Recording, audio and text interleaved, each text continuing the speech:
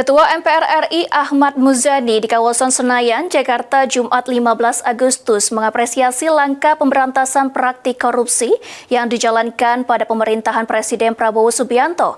Ia menilai upaya tersebut menjadi awal penting untuk menjaga kemerdekaan, demokrasi, dan masa depan bangsa.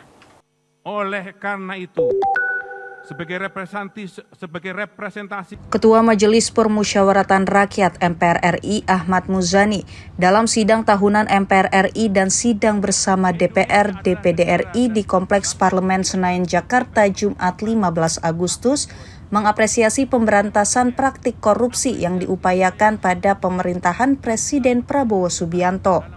Menurut Muzani, ini menjadi langkah awal yang patut untuk didukung oleh semua pihak, mengingat praktik korupsi bukan sekedar kejahatan hukum atau finansial, melainkan bentuk pengkhianatan terhadap kemerdekaan dan demokrasi. Selain itu, juga praktik korupsi dinilai merusak legitimasi negara dan harapan generasi mendatang.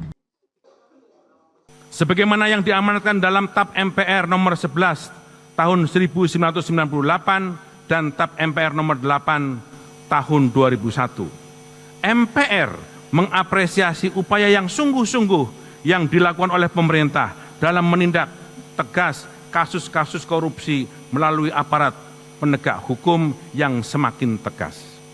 Ini langkah awal yang patut didukung dan konsisten oleh semua pihak.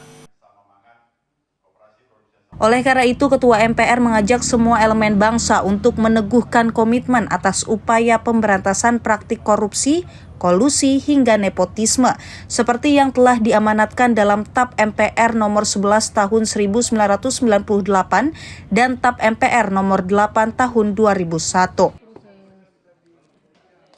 Tim Kantor Berita Antara mewartakan.